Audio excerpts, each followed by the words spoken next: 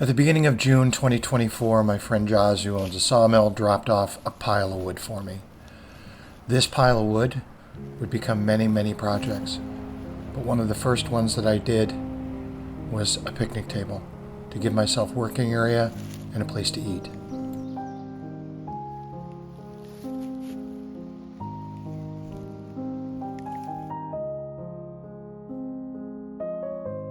My friend Jeff dropped off a pile of lumber, which is super nice. I appreciate it. In there is a couple of true 4x4 hemlock boards, and a few 2x6s. I think they're pine. There's some more hemlock 1x, and some miscellaneous stuff. It's a cool assortment that I'll be able to make a bunch of stuff with. Like I want to make a bat house or two, just because the bugs around here, I could use some help getting rid of them. So having a bat house that the bats can get comfortable with and stay with, they tend to come back to it, which means they'll stick around the property here and help me to maintain the bug population. But one of the things that I desperately need is someplace to sit and eat. The table in the dining room, quote unquote, is a white plastic folding table that I got at Walmart a couple years ago. It's surprisingly serviceable, considering that it's been stored here on the property and used for the last few years, but it's small. It's wobbly. It's not a great solution. It's what I had. So I want to replace it, and I'm thinking I could do a picnic table. I did wind up going to a local lumber store and picking up some 5/4 decking boards that are cedar, which were really pricey. Cedar prices are crazy right now. I've got to find my own cedar trees so that I can start, chainsaw milling up my own cedar if I want to build stuff out of it. But I'm thinking that those 4x4 hemlock posts, hemlock is pretty rot resistant and bug resistant, so they're going to make great supporting legs for the A-frame part of the picnic table that I want to build. There's a 2x8, a true 2x8 that's super thick, and I think that would be great for the bench supports and possibly where the top of the table connects to the actual legs. And then I got some spruce 2x4s, which were relatively inexpensive, and I'm going to use 3 of those side by side as the seat material to form the bench. So it's going to be an aggregation of woods. It's going to have hemlock for the legs, it's going to have spruce for the bench material, and then a nice cedar top. I also am going to try and mix up a formulation for waterproofing. It's an oil and wax mix that I've seen online a bunch. I think Noah Bradley, who does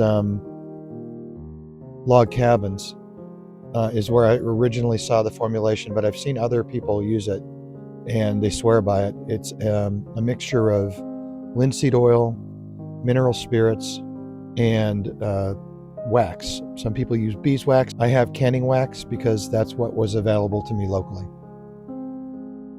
So before I try to start any project, I try to at least do a rough layout of how I want it to go. So that's what I'm going to do now. So here's a rough drawing of what I'd like to accomplish. The table top overall will be about 30 inches wide here. The height off the ground is also going to be roughly 30 inches. I measured the dimensions of the chair and table that we're currently using, and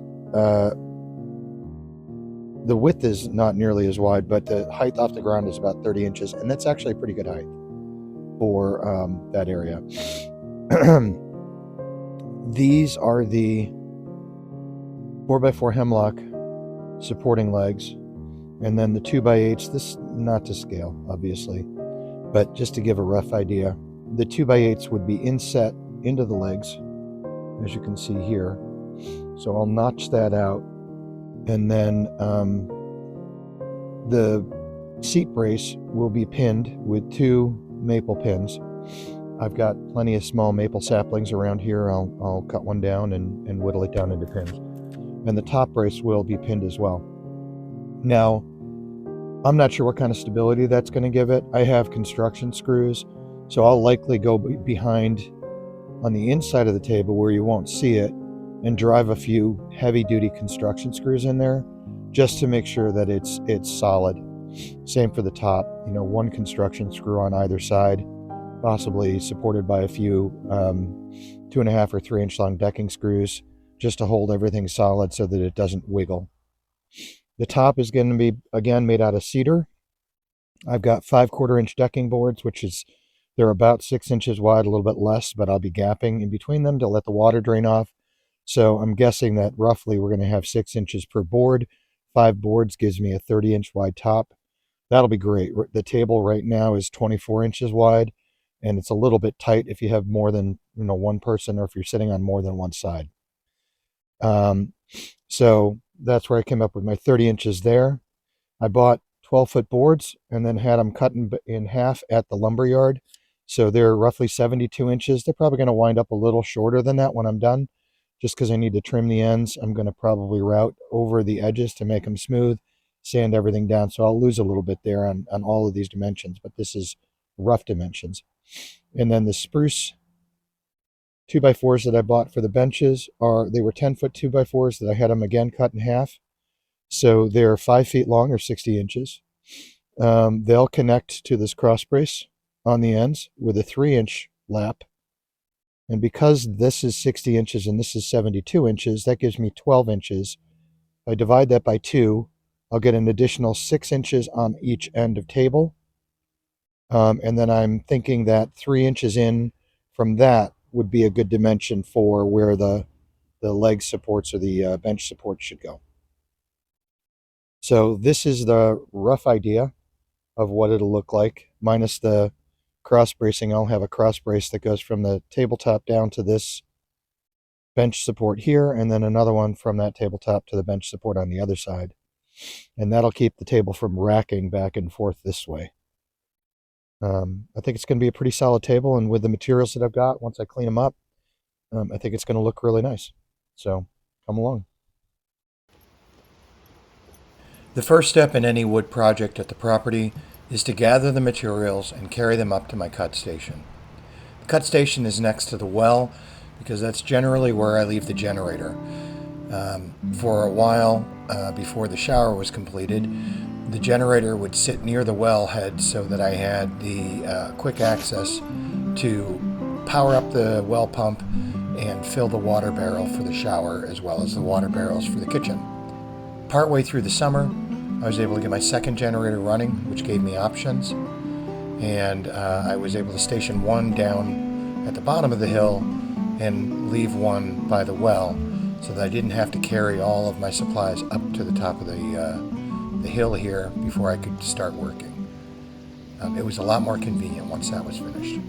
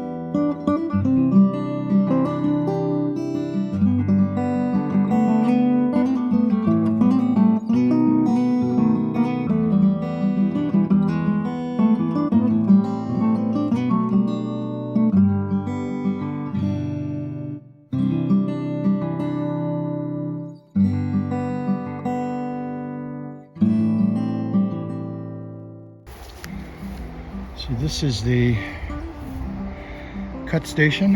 I've got all my lumber, at least for the supporting structure. up here, and then this is some leftover stuff from other projects that I've been doing, and a lot of this is leftover from last year. But I'm going to do some test cuts specifically for the angles that I want on the legs. I've heard 23 degrees for the angle on the leg upright is the good angle. But before I go through the effort of cutting these 4x4 hemlock and potentially messing up a board that I need for the finished product, I'll test that out on some of the scrap and then take a look at it and see if I like it. Always a good idea to test before you commit. So I've got this scrap piece of 2x4. It's a perfectly good 2x4 that I made by cutting the 2x8 in half. Unfortunately, as you can see, I didn't do a great job the whole way, and I kind of missed on this side. So what I'm going to do is I'm going to use this for my test piece to check my angle. Now again, 23 degrees is the angle that I saw recommended on a lot of picnic table videos. So I'm going to get that by using my speed square. And you can see we've got degrees here all along this side. And so when to verify that they work the way they expect, I'm going to move it, I'm going to use the pivot point right down there. I'm going to move it to 45 degrees. And when I look, that looks like a 45 degree angle. So that means that 23 degrees, I should be able to just come too shy of this 25 mark here. Right there. And then this is my 23 degree angle that I'm going to want. All right. So that's going to rest on the ground. That'll give me the angle for the picnic table, theoretically. We'll find out.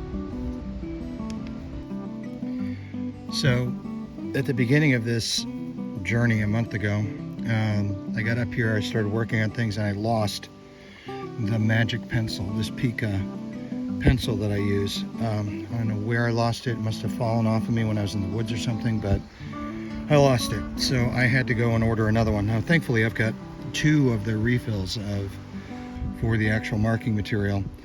So I didn't have to order that. I just ordered the pencil. I'll put a link in the description below. I know you've heard me rave about this stupid pencil forever, but I got to tell you, it is by far the best pencil. And the saw that I bought, I picked up a Skil wormdrive 7.5 inch saw. It's got a magnesium casing on it, so it's super light, and it is a monster. It just chews through wood, which means I'm not trying to push it through, so I get more accurate cuts with it. I think I got it at Lowe's. It wasn't expensive. It was like $200 or something like that. But I got to tell you, the Skil 7.5 inch worm drive saw that I got is just a beast, and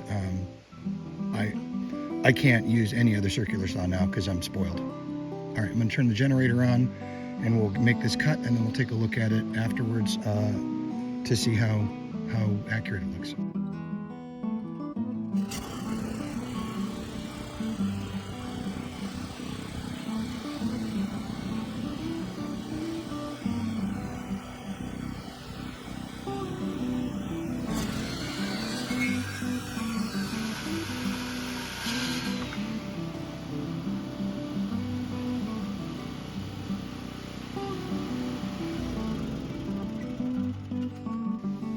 All right, so here is the cut. Again, just crazy how clean the cut from that saw is. Well, let's take a look and see how this looks as far as being the right angle for a foot. The correct angle, not a right angle.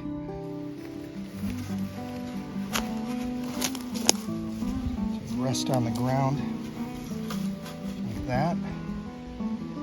That looks right to me. Yeah, I think that's pretty good. Okay, so I'm going to mark this board up. I'm going to need, because it's a 4x4 and I can only cut about 2.5 inches deep, I'm going to need to actually follow the lines all the way around the board. This is pretty common when you're doing timber framing.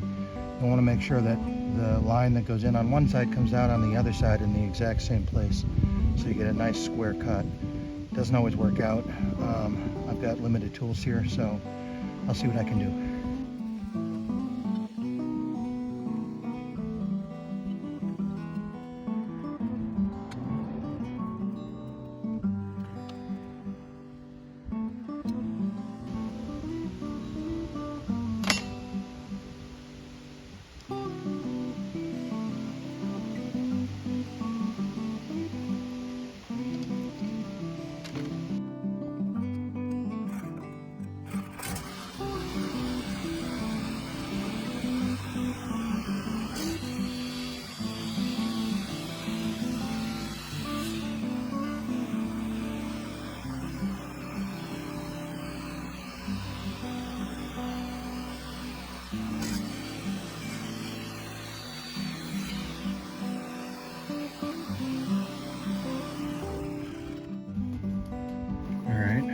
take a look. I can tell that it's not exactly perfect. So I got a little bit up, a little bit down there. I can clean that up with a chisel just to get that flat. But there's our angle. And now what I want to do is I want to measure up 30 inches, right? Because our tabletop height, well, the tabletop height needs to be 30 inches. So I need to do 30 inches minus 5/4, which is 1 1/4 inches. So that would be 28 3/4 inches along this length, which is going to be the outside. And then do the same 23-degree angle up there to get me a flat tabletop. Okay, so that cutting's done, and you can see I was able to get all 4 of the uprights from a single 4x4. So I have another one left, which is great, just in case, you know, something happens. Wood splits, I screw up a cut, something like that, I've got extra wood. That's always an important thing to have. All right, so back to the plans. So this is where I switched to metric, and the reason is it's just easier for me to work with, you know, tenths instead of arcane quarters and 16ths and stuff like that. So I converted 16 inches, which is going to be the top of my bench, and to centimeters, that's about 40.5 centimeters. So commercial 2x4s are about 1.5 inches. I confirmed that by measuring it. 1.5 inches is around 3.8 centimeters. So if we take the overall height of 40.5 centimeters and subtract 3.8 centimeters, we get 36.7 centimeters. So that's going to be the top of our cut here. So we're going to need to cut away all the wane for this 2x8 to fit in. Now I measured the 2x8, it's actually 19.5 centimeters.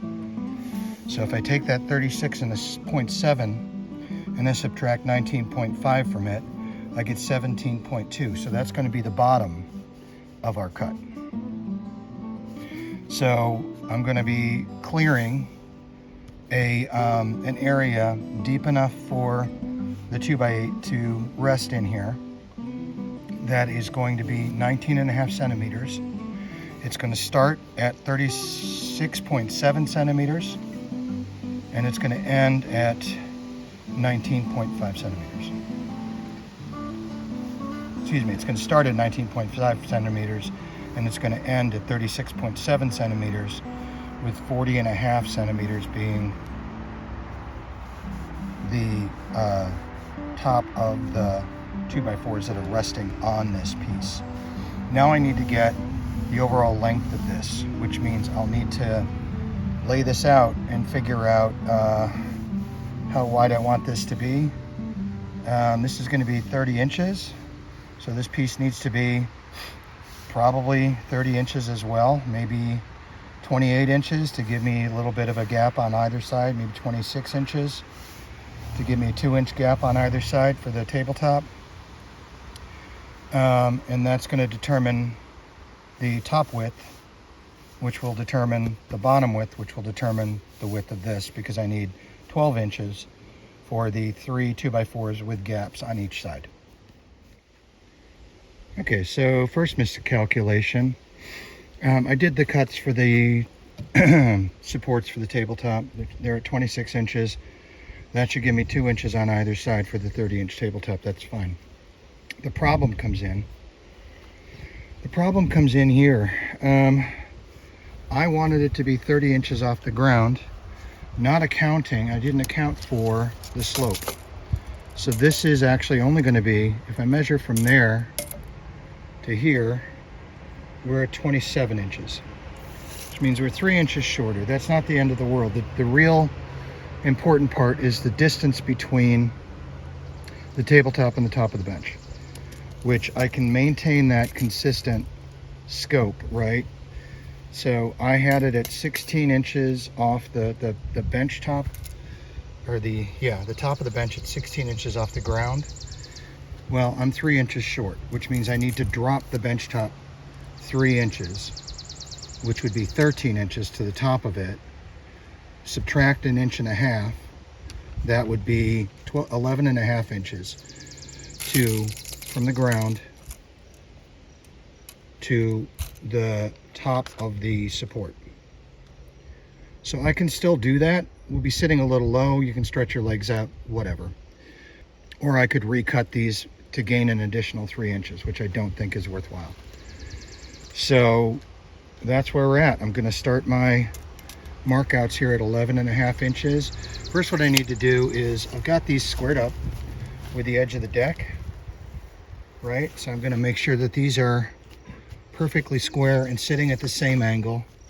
But I have an angle finding ruler in there. I'm going to turn that on and check to make sure that the angle on both of them is the same. And then I'll be able to mark off, by making the top of this flush, mark off the bottom of my seat for this piece. And I'll just need to make sure that I have the same distance on this side as I do on this side, which I don't right now. So that's the next step.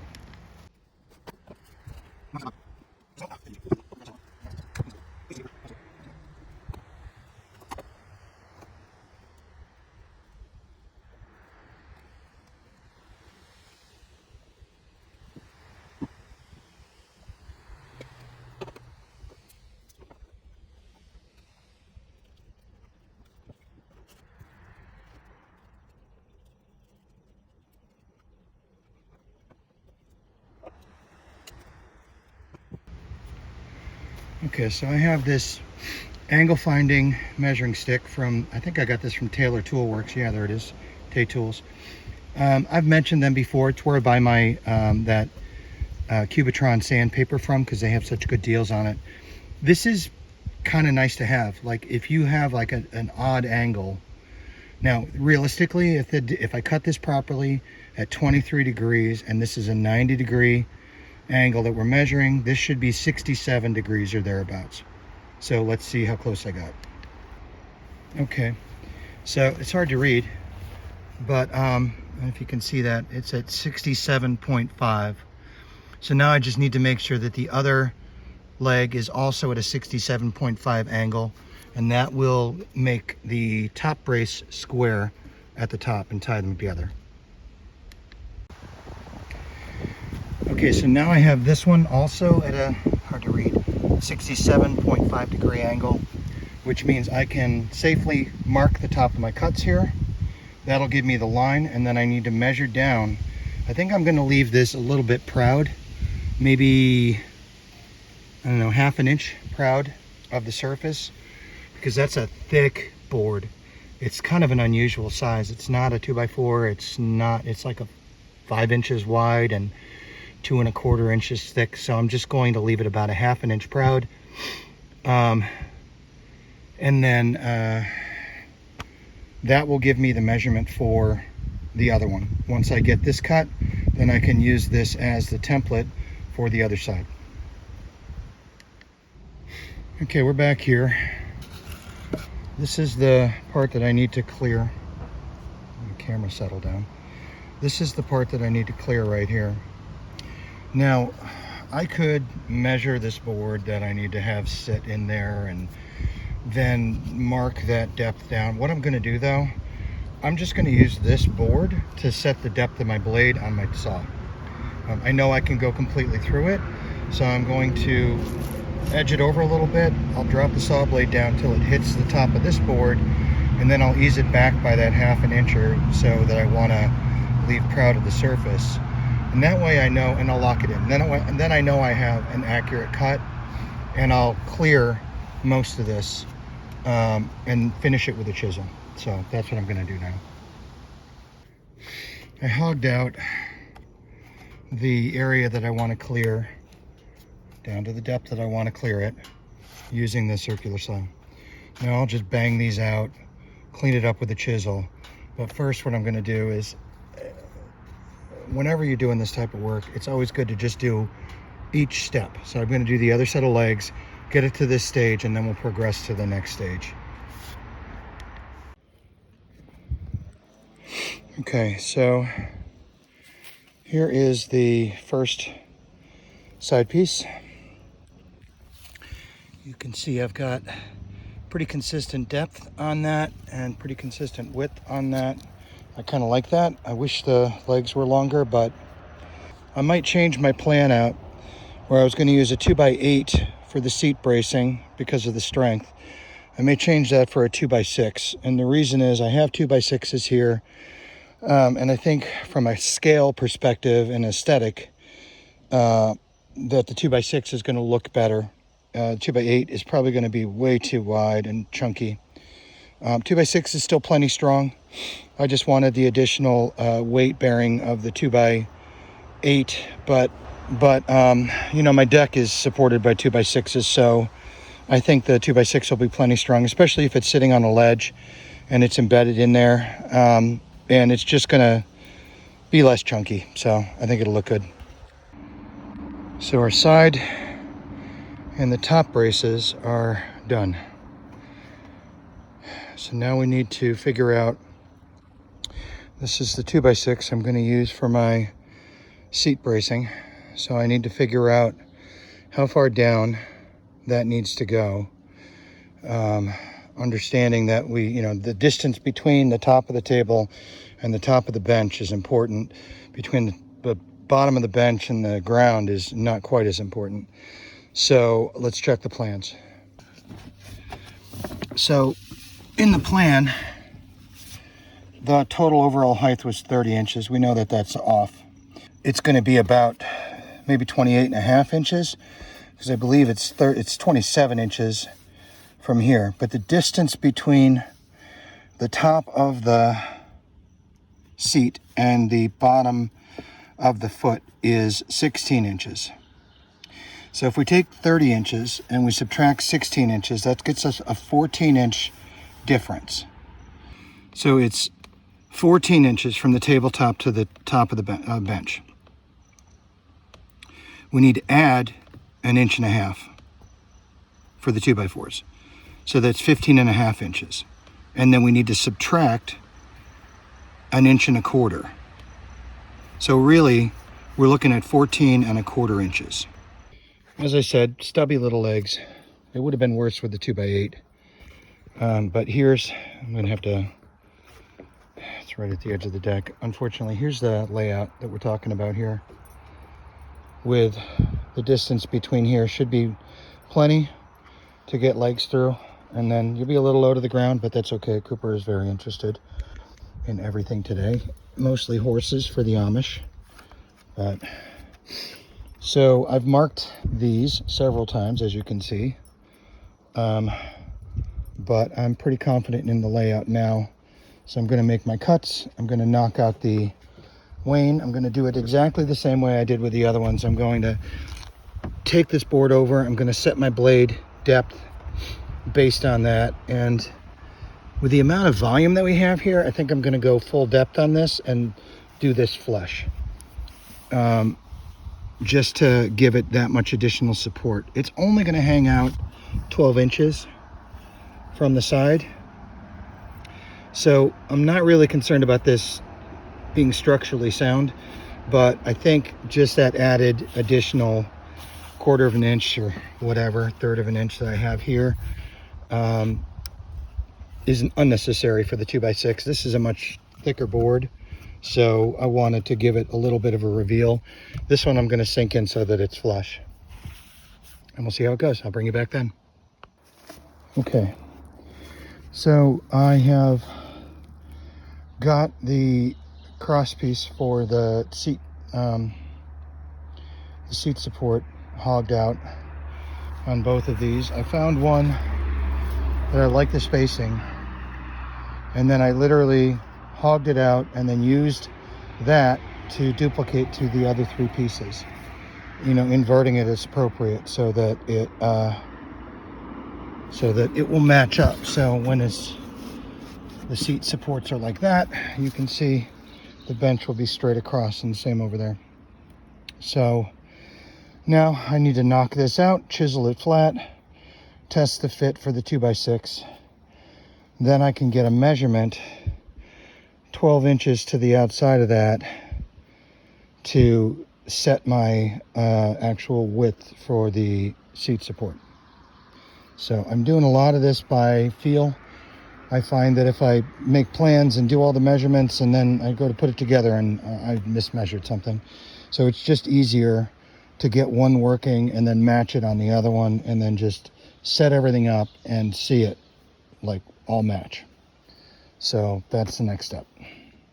All right, I've done 3 of the 4 joints and I'm gonna finish this last one. I just thought I'd bring you guys along. We'll see how this goes. I don't have a flat spot of land anywhere on this property, so I'm struggling to try and work without having like a square bench. I have an Amish built shed coming next week that's hopefully going to allow me to build a workbench in there, and theoretically I should be able to get some flat workspace then, which would be great and too late for this project, but I'm looking forward to it. It's also supposed to be 90 degrees next week, so we'll see how that works out. There's no AC. You really feel 90 degrees. I felt it when it was 85 degrees and muggy, and it was dismal. So I don't know what's going to happen next week. All right, so as I showed you before, I hogged out most of this with a circular saw, and now I'm just breaking these free and get most of them out. Big chunk. As long as you're careful, you can get most of the pieces out, and then you can continue to just kind of chunk this stuff out till you get close. This is timber framing in the roughest sense, guys. I'm not a timber framing expert by any means. I'm just trying to make the strongest picnic table that I can, and this seems to be a good way.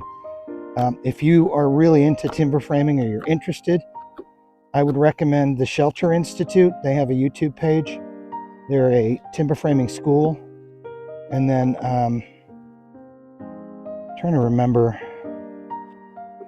the name of the timber framing book that I have. I'll put a description of the book in the description of the video. And I think I might have bought it off of Amazon. So again, none of this stuff do I get paid for, unfortunately. But I had to do all this research myself. And this is a really, really good book. Actually, when I did the research and looked at all of the books that people were recommending for timber framing, this one came out on top every single time. It was the #1 best book to learn timber framing.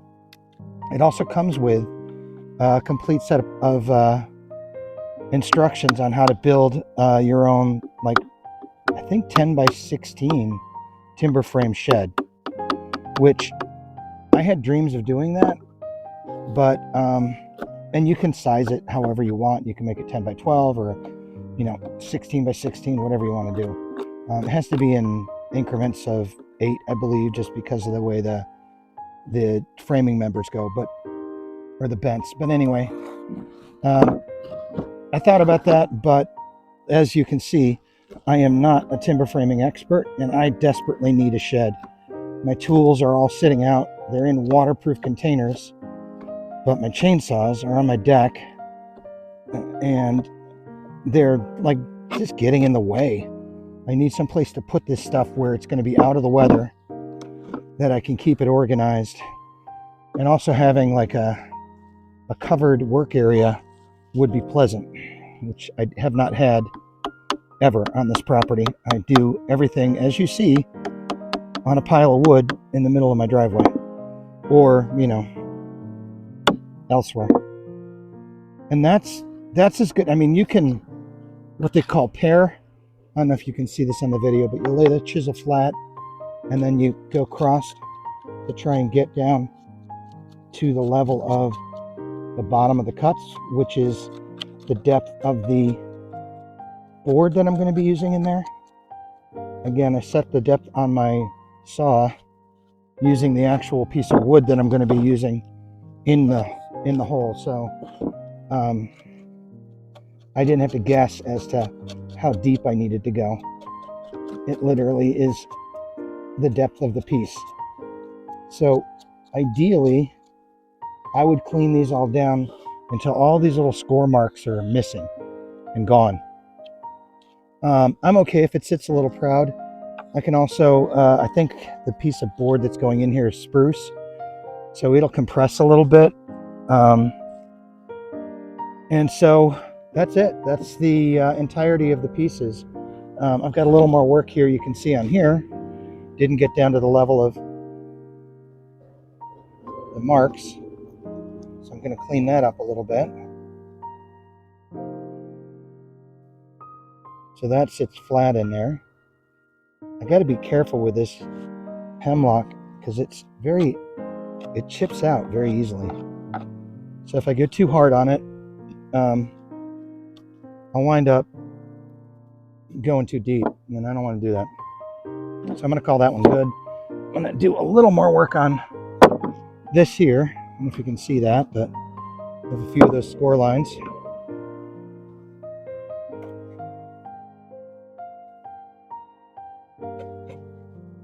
Clean that up. Pare it down.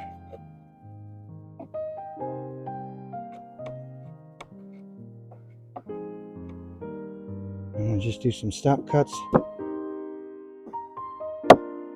along the back. We cut off all those long chips that are still connected, and then they should just brush right out. There's that. That's good enough. And you can see here, it's not even because these boards aren't even, but the important part is that all of the cuts line up, all of the breaks line up, the length is good. These are even up here. So that means that when the board goes across, it's going to be level, theoretically. We'll find out.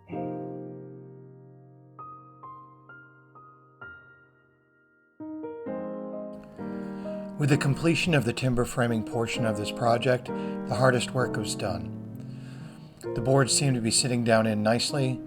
They needed to be finished a little bit more, sanded, rounded off on the edges just to make it a nice smooth project that no one's going to injure themselves on. But the bulk of the work was completed. This board on the right hand side is not sitting down in deeply just because it's a very tight fit, which I kind of like. You can see I made some registration marks on the insides of the top and the seat braces, and I got a new friend that's helping me with my project.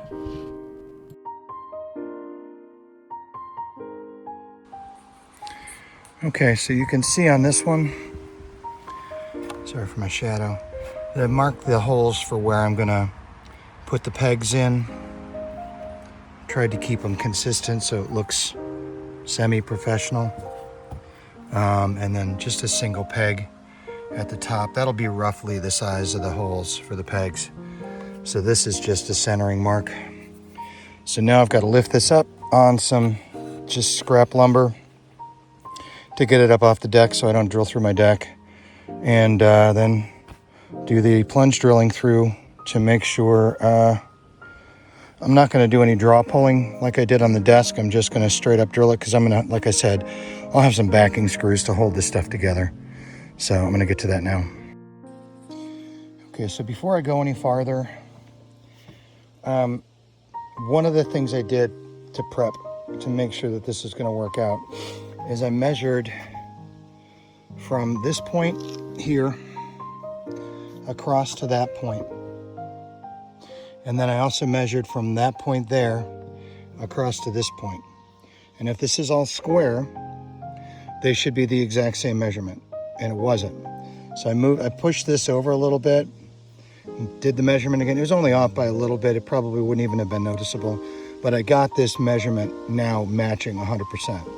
So now that's in super tight. I had to hammer that in to get that in, which is great. This, however, is a bit loose. There's nothing on the top to hold it. So I'm going to throw some screws in right here where I'm going to put the pins. And that will just hold this structure in place while I'm drilling. I'm going to use a Forstner bit here on an extension to drill down through these. That's where the wooden pegs will go. And by securing this with screws, that's going to hold this whole thing stable while I'm doing that, so nothing shifts around. Okay. So, I got up this morning and it was, I think it was 5:30 and it was 41 degrees. And it has not warmed up a whole lot since then, which is why I'm in my bulky sweatshirt and my puffer vest, but that's neither here nor there. This is the day's project. I've already started working on this a little bit. I finished the one frame yesterday, and as you can see, it's from the outside, it's got maple pegs. It looks like a solid timber frame construction. It's heavy duty stuff. The thing weighs about 45 pounds. And then on the back side where you don't see it, I've reinforced with construction screws. So that should make it super solid. It does make it super solid. This thing is a monster. So that's the plan for today. For this other one, I start by just pinning it. I figure out where I want the pins to be, and I just put in some screws to hold it. So I get it all dimensionally set the way I want it to be set. And then I can start drilling the holes out. Now, in order to keep this solid and in place, I've got these two holes drilled. Now I need to make some pegs in order to fill those holes, and that will hold it solid so I can take the remaining two screws off the bottom, drill those holes out, and peg them. And then I'll repeat the process up here. I'll take one screw out, leave the other screw in, drill, peg, remove, drill, peg, and this side will be done with the exception of just throwing the construction screws in the back. Cooper is sporting his bright orange jacket, which is starting to slide off of him to one side. It was cold last night, and he does not like to be cold when he sleeps, so I put this on him just to give him a little bit more warmth. Dude, that doesn't fit you very well. But say hi, Coop. No, you're not going to say hi? What do you think? Hello.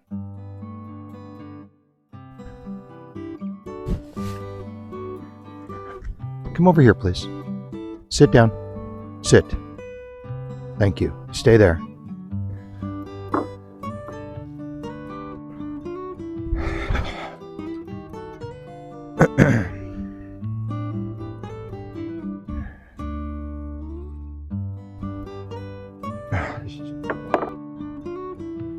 So, as much as I would love to be a traditionalist and use a draw knife to clean up my pegs, I've got no illusions about Cooper, please. I've got no illusions about my skills with a draw knife. So I have electric tools,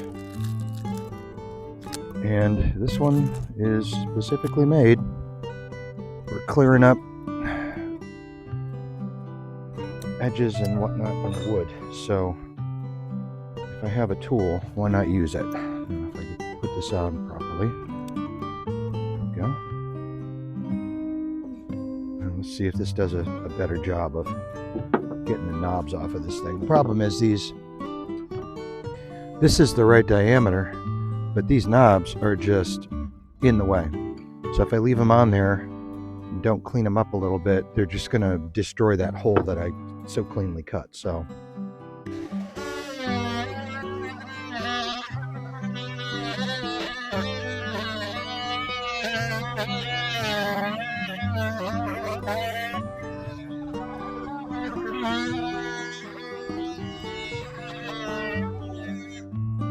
I find the trick to this multi-tool is not forcing it. Just let the tool do the work. You try to force it, it gets stuck and doesn't work as well. So just hold it, and it vibrates like crazy, unfortunately. So it makes it uncomfortable to hang on to for long periods of time. But gets the job done. Now, unfortunately, these By the time I go through both of these pieces of wood, I'm going through like 6 inches of wood. So I need a pretty serious peg.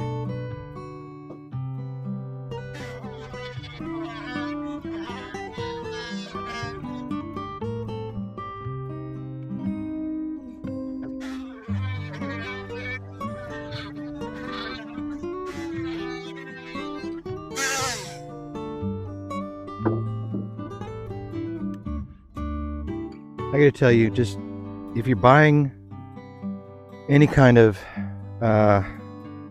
battery operated tool, get the brushless one. They're a little more expensive. They're a bit more expensive, probably 15 or 20% more expensive. This is the brushed version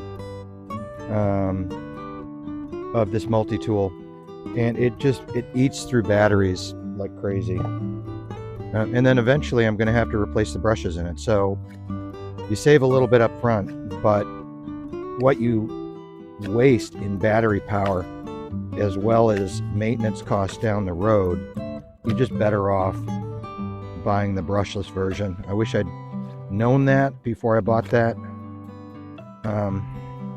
All my other brushless tools are brushless. I use Craftsman just because that's what I had available to me in my budget. Most of the brushless ones are actually really solid. It's just this, I'll eventually replace this multi-tool. But you know, it's like with anything else with these battery systems, once you get one tool, you want to have all the same batteries instead of having 15 different battery chargers and yada yada yada. So try and keep them all the same. Make a good choice up front, otherwise you'll pay for it in the long run.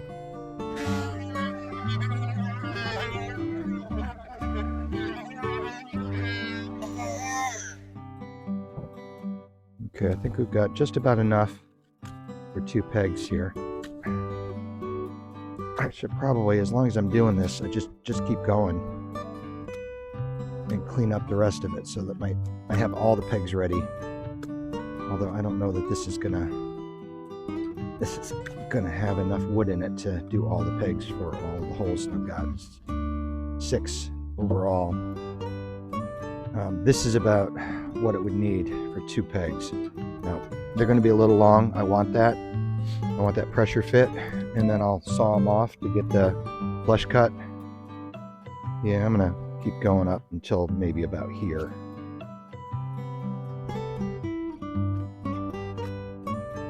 I don't know whether maple is a good wood for pegs. I've seen oak. It's what they traditionally use in timber framing, I believe, but I don't have a whole lot of oak trees around here. I do have some, but most of them are up and back, and they're older. I don't have a whole lot of young saplings that I know of, at least not here at the bottom of the hill where they're easily accessible. However, I do have a heck of a lot of maple. Maple's also hardwood, so it should, I would think, work just as well. Now, these are wet, so we'll have to see how they hold up long term as far as drying and shrinking and what's going to happen there. All right, that's all I'm going to get out of this. This is getting to the point where it's too thick. I might be able to get some more from in here. This is just too much to take off this big knob, so I'll wind up cutting on either side of it, and then I may be able to get some more out of this, but we'll start with this for now.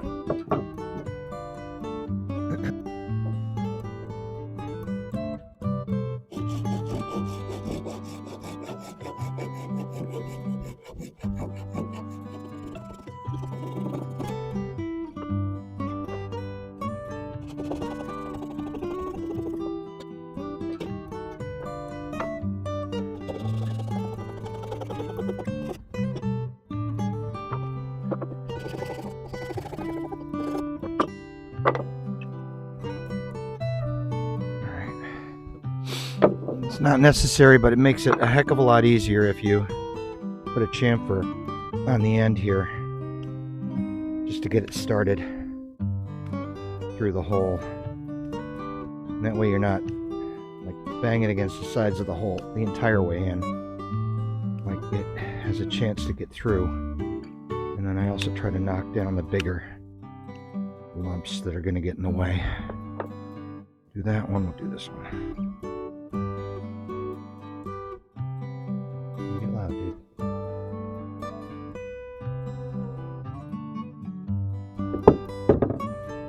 Alright.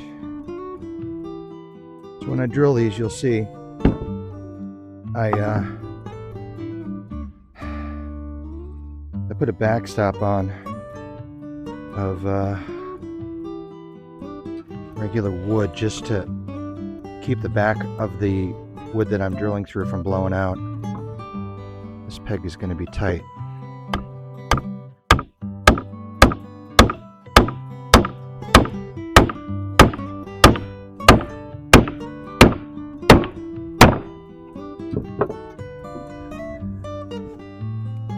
Alright, that's through.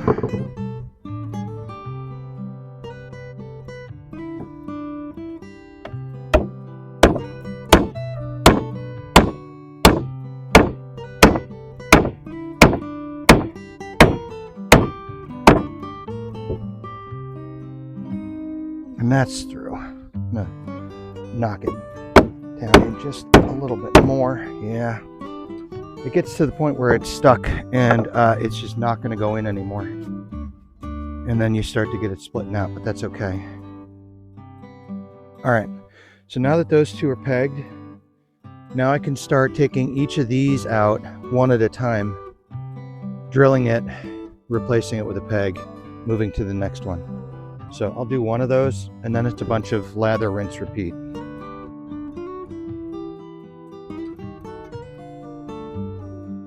Got a deal on this Makita.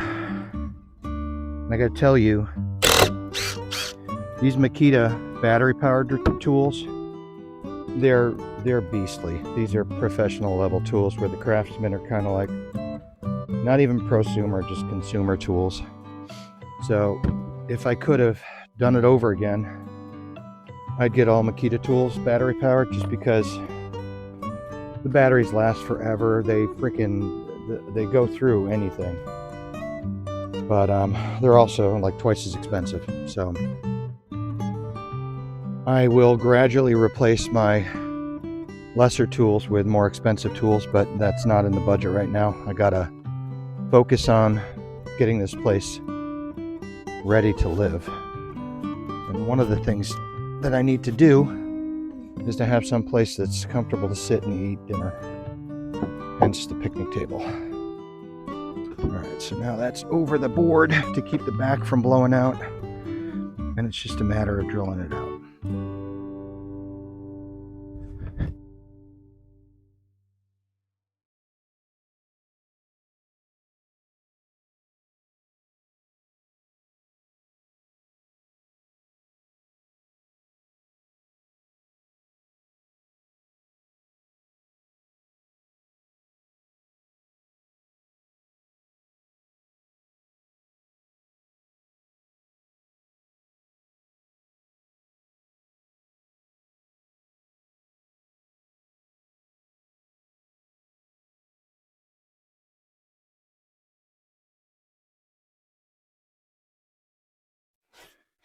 Well, I guess I should drive a pin through that to hold it in place.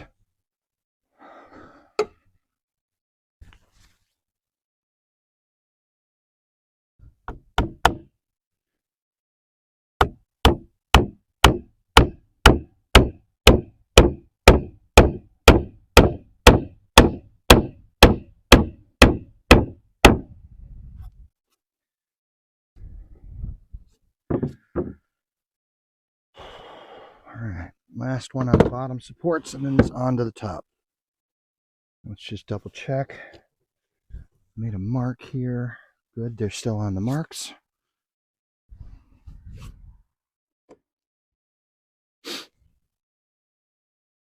Alright, so I just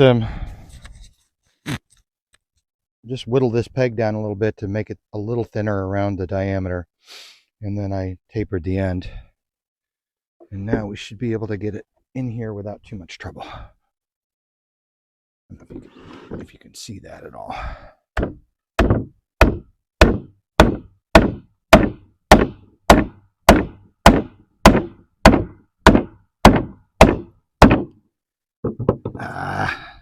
Okay.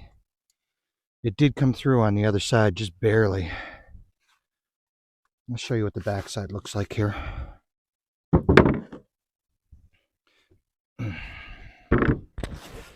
So you can see these pegs are coming through. This is what I was worried about, splitting out.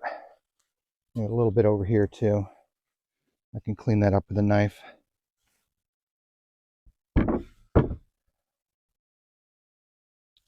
It's still structurally sound. These hemlock 4x4s are monsters. This whole thing, this assembly, once put together, weighs about 45 pounds for each side. All right, so the next step on these pegs is to just clean them up. Do that with a saw. Check and see. Yeah, you can see it. Okay.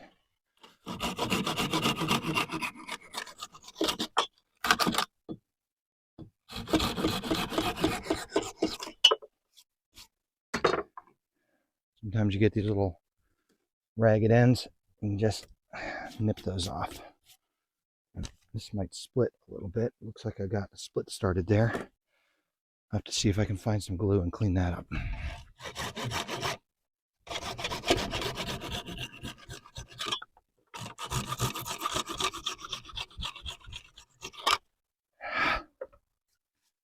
All right.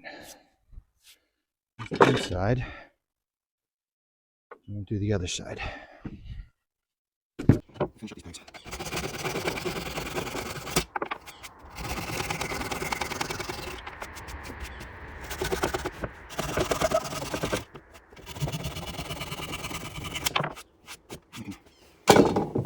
I can throw the sander on this in a bit before I put the finish on it, just to sand all these flush. You'll still see the contrast, especially once the oil finishes on here in the woods. But those are done and nice and flush. All right, so I got to redo some of the screws here, at least one of them, to hold this in place while I do the drill and screw. If you try and do this without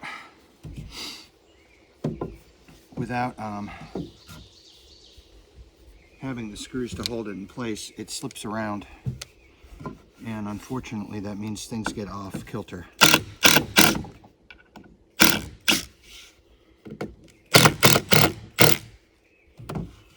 So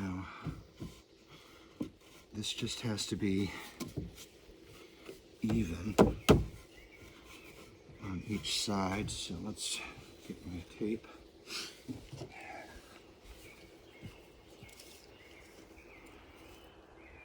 And right about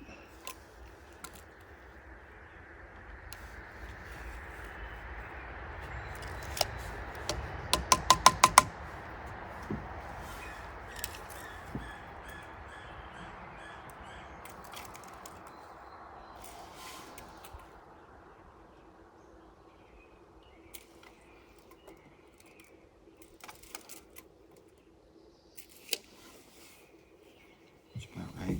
All right, I'm gonna just drive one of these home. I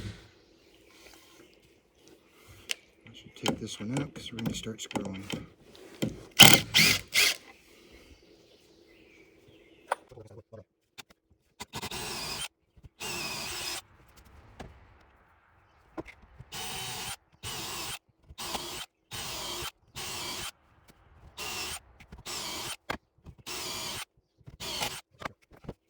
There's one. Now, unfortunately, that means I got to make a maple peg. So that means I need to make two maple pegs, one for here, one for there. I'm going to do that off camera, and then I'll be back.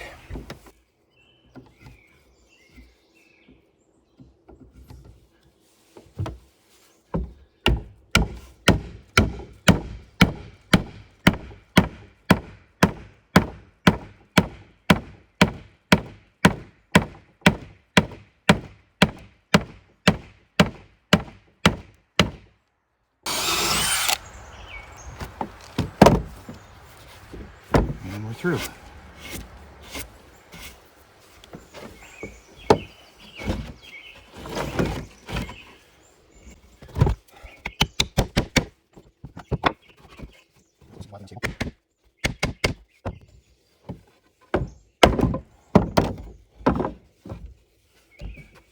Alright, so I have, yeah, it cracked. That's not great. That's what I was trying to avoid, is a split. I mean, it's a solid timber, so it should be okay, and I'm going to reinforce it. I was going to use just one, like I will over here. I'll probably just use one construction screw, but on this side, because of that split, I'll put one on either side here. That should solidify it. So that's the next step, is to get construction screws in here to get this solid. But first I got to cut off these pegs to get them out of my way.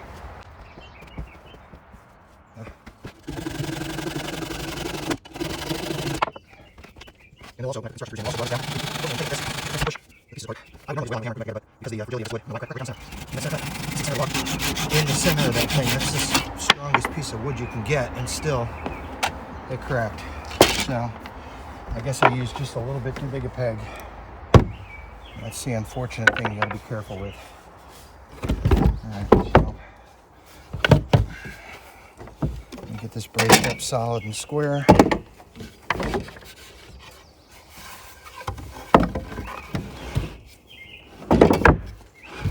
And even. And then we'll start.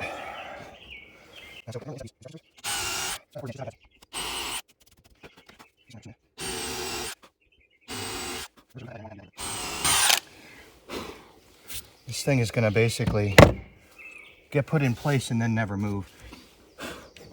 So I don't know how important it is to make it bulletproof. Right, I got to get the heavy duty screws here. These are GRK structural screws. I don't know if you can see that, but they're massive. So this should do a good job of securing this. It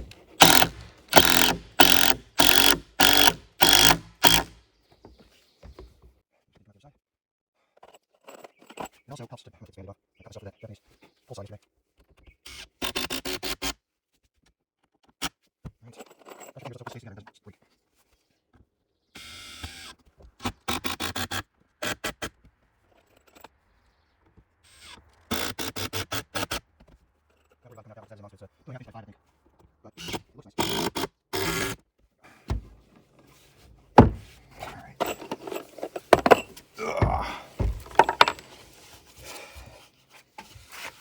Tighten this one up one more notch.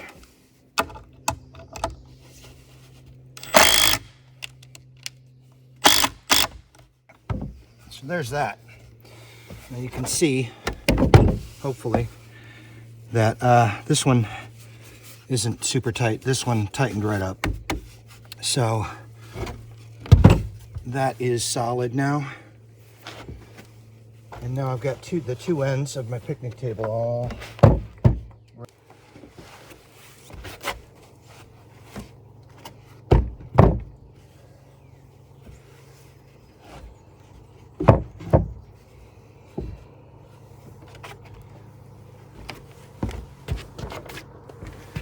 There we go. That's pretty good. It'll be significantly bigger than that, but the bench tops are flat and match up, which is nice. The tops, I got a little bit of disparity there, but I can work with that. So we're on to the next step. Okay, I did a bunch of boring stuff off camera, namely a lot of sanding and routing and sanding to get the benches ready. These are the benches. There's two here. They're going to be about 11.5 inches wide. Let me see if I can get them sort of set up so you get a feel for it. And then from from underneath, there will be these 3 supports.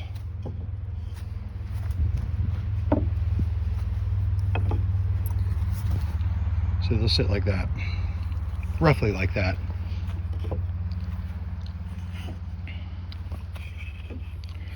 Now, what I'd like is for the end of the bench to come 3 inches outside of this support on this side. So I need to measure 3 inches plus the 1.5 inches, so 4.5 inches in, to put this up against that support. I don't know that I'm gonna, I guess I could screw through that. Anyway, I'm kind of playing that fast and loose, but that will get the benches situated. So I've got both benches done, both sets of supports done. And then over here, a little preview on the top, I have the cedar all prepped. So all of these pieces need to be stained now, or finished, I should say. I'm going to be making my own finish out of linseed oil, mineral spirits, and wax. So it should be a penetrating oil finish with a hard wax coating that resists water. It's a recipe I think that I first saw on Noah Bradley. He is a log home builder, and it's a mix that he uses on the outside of his log homes. So it should be good enough for a picnic table. So that's what I'm going to do next, is try and mix up that finish. While preparing for my 2024 trip, I purchased a trail cam because I wanted to get a glimpse of the wildlife around my property. Little did I know that the wildlife would be coming up close and friendly. I noticed some food disappearing, so I set the trail cam up in my kitchen, and I captured this huge raccoon. He became my arch nemesis. When he couldn't get into the food pantry with the dry goods, he decided to knock everything to the ground and then scatter things around the floor. Apparently, in congratulations of a job well done, he decided to wash his hands in my dog's food bowl. Such is life in the woods. The next step in this project was to make the wood finish that would protect my picnic table from the elements. Maybe not raccoons, though. Okay, so as far as I remember, the recipe for this is 4 parts mineral spirits, 1 part linseed oil, and wax. It was an indeterminate, like 2 blocks of wax, and he did a gallon. So I'm doing half of a block of wax, which may be a little bit too much wax, but I can always not pour all of it in. But I need to get this into a double boiler and melt this down. So I've got some larger pans I'm going to fill with water, and I'll get that on the camp stove and get that heating up, and then this will just float in there and melt down. And I've got the linseed oil and the mineral spirits warming up in the sun. They need to be warm. Everything needs to be warm. If the mineral spirits and the linseed oil are cold, when you pour the melted wax in, it'll congeal and then it's not going to mix. So everything has to be warm. I actually bought a pot at the thrift store, and I'm going to mix up my mineral spirits and linseed oil in this pot, and I'm going to put it on a super low temp just to warm it up. But I wanted to do most of the warming in the sun, just because both of those things are flammable. So the whole idea of warming it up over a gas stove is a little bit frightening, but we'll have to make do with what we've got. So I keep these large tongue depressors in my first aid kit to act, if you break a finger and you need to make a splint, they're handy. You can make a quick splint with one of these and tape, but they also are handy for stirring things, especially things that you don't really care to save. So once I'm done stirring this and melting this down, I can just toss the stick, and it didn't cost me much of anything. So the idea is that the mineral oil or the mineral spirits penetrates the wood And the oil adds a protective layer. I'm going to do about a quarter of the container. Try to keep the 4-to-1 ratio right. There's that. That's about a quarter of the container. And I'm going to get this on some very, very low heat after first wiping off the outside of the pan, just to make sure. Okay, our wax is fully melted, and I'm just keeping it in the hot water to maintain that melt. The linseed oil and mineral spirits mixture is on heat. It's super low heat down there. I don't want it to get too hot. I'm gonna get a towel so I can wipe my hand off after I test this. I just want to check the temperature. Yeah, that's a little cool still. I think that will wind up congealing the wax if there's one way to test it. I can dip the stick in the wax, and while it's still warm, swirl it around.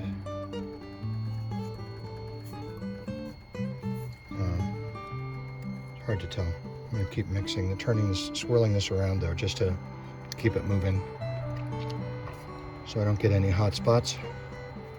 And that should circulate the heat up from the bottom of the pan. Again, it doesn't have to be hot.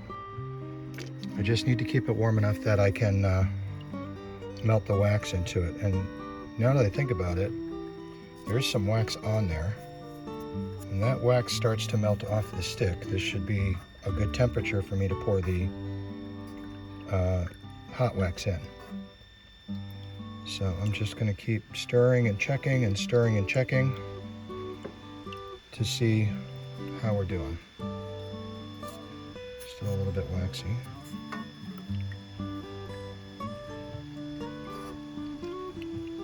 Now when this comes together, it's going to come together fast, so I'm probably not going to be able to record it, but I'll show you the finished product afterwards. Alright, so I don't know if you can see that there, but I've got still a little bit of wax buildup on the stick. I'm just going to keep this going until I see that start to melt off. Then I'll turn the heat off on this pan and dump the wax in and stir it up really good. You got to stir while you're dumping the wax in so it doesn't have a chance to set and congeal. And now we're starting to actually melt the wax off the stick, which means I would think that this is close to being hot enough to do what we need it to do. So just go until all of the chunk of wax is off, which is just about now. Yep.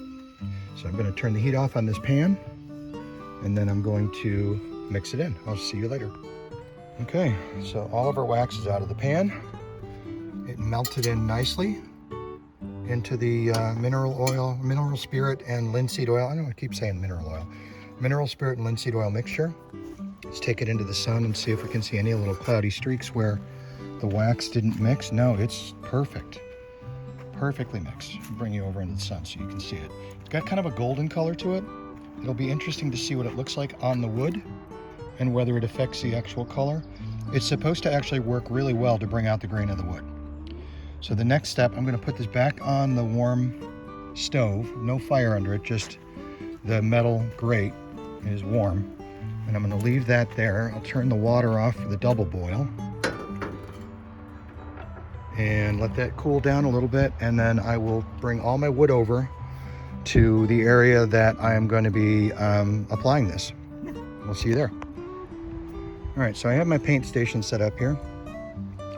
I'm going to start with the smallest pieces, which are the seat supports, just to see how it works out. Here's my mixture, which is already gathering bugs, it looks like. Wonderful. These are little cutoffs that where I cut the corners in 45s. And I do this when I do acrylic pours. I have little feet that I put on the bottom of my canvases. So this will get the stuff up off the board and allow me to do both sides just by painting it and then flipping it over, because it's got minimal contact on just the top of those triangles. it'll also allow airflow underneath. So we'll see how this works out. I'm just using 2.5 inch, I think, soft brush, 2-inch soft brush that I picked up for $9 or $10 at a local hardware store. And we're just gonna do this with one hand, which is difficult as it is. Now I may have to put the camera down if things start to go awry and things start to fall off the blocks, but we'll see what it does. Oh yeah, that's looking nice. So again, the idea is the mineral spirits penetrate into the wood, taking the oil with it, but then they evaporate. And that leaves the oil inside the wood with a waxy outer coating that gives you, number one, resistance. Number two, it highlights the grain of the wood, which I can already see happening. I mean, that's before and that's after. That's kind of amazing. And number three, the wax coating on the outside waterproofs it. And I can see it's super thin. Like, it's not going to look like there's a big waxy buildup. It doesn't look like there's anything on it. It just looks wet. So it'll be interesting to see if it retains this color and grain pattern when it dries. I'm going to do some more of this and I'll be back. I applied the wood finish to all of the pieces that I had cut so far. That includes the end caps, the tops, the benches, and all the adjoining pieces. The project was getting very, very close. Final assembly was almost complete. I got the frame built with the base part, and then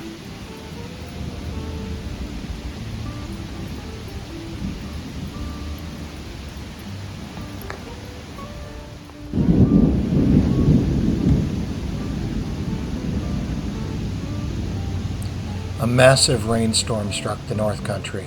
A deluge, washing away roads, flooding the rivers, and washing out parts of my driveway.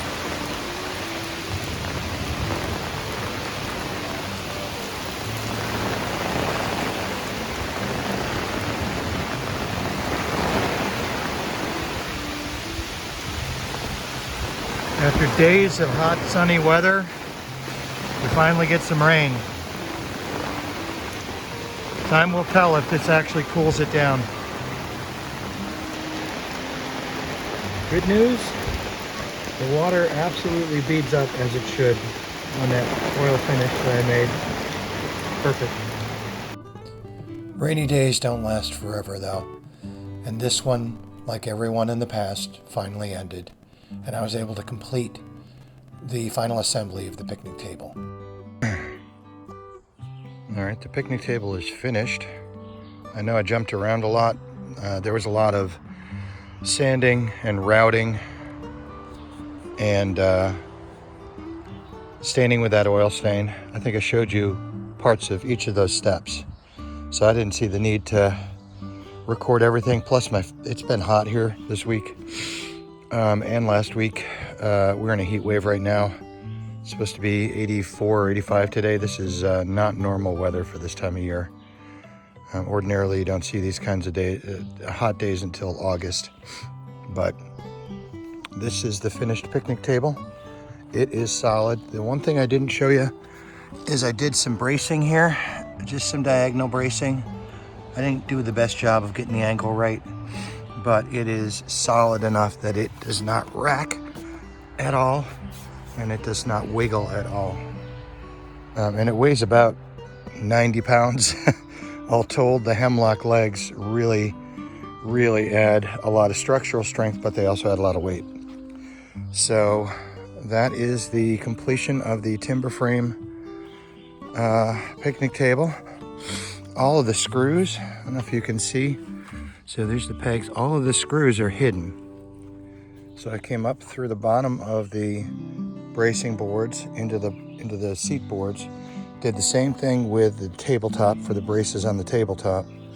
And then those tabletop braces are tight.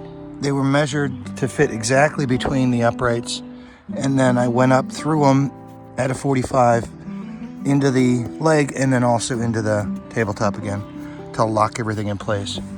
So this is a solid table. I'm really happy with it. There's a few things I would have changed, but for the most part, I am extremely pleased, and this top is just beautiful.